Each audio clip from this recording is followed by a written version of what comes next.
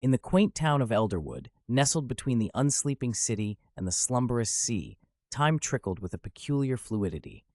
People were used to the scattered whispers of continuity errors. Déjà vu was common, and glitchy moments where one might see themselves walking down Main Street while also staring out a window were dismissed as quirks of living here. Martin, a retired postman with a now redundant penchant for precision, was the first to notice when subtler discrepancies began. It started with Mrs. Hazel McAllister's cat, Oscar.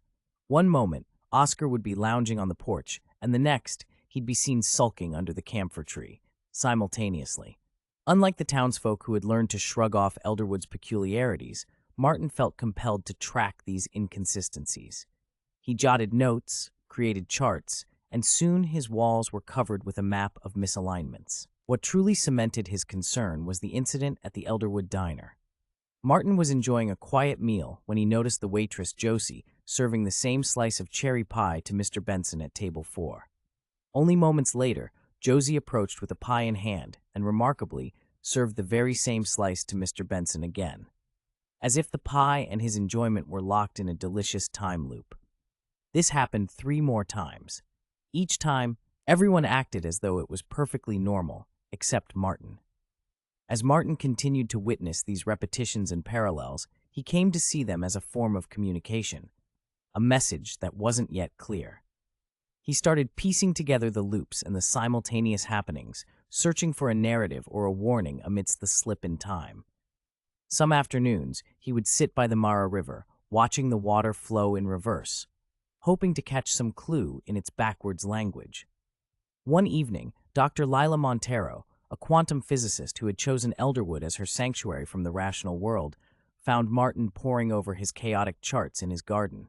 Intrigued, Lila pried and soon became engrossed in Martin's findings.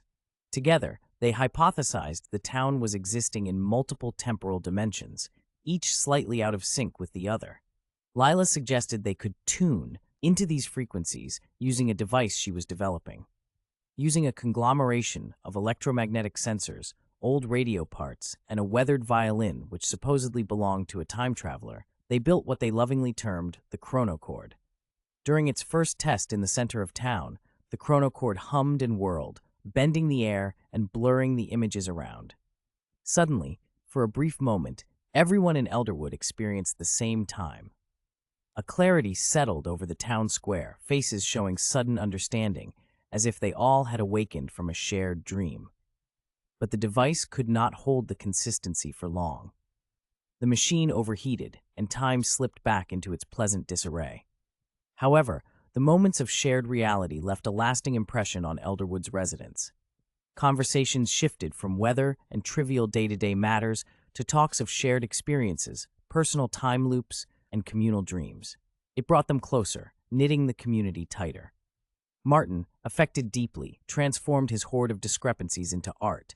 His walls became canvases depicting the beautiful chaos of time.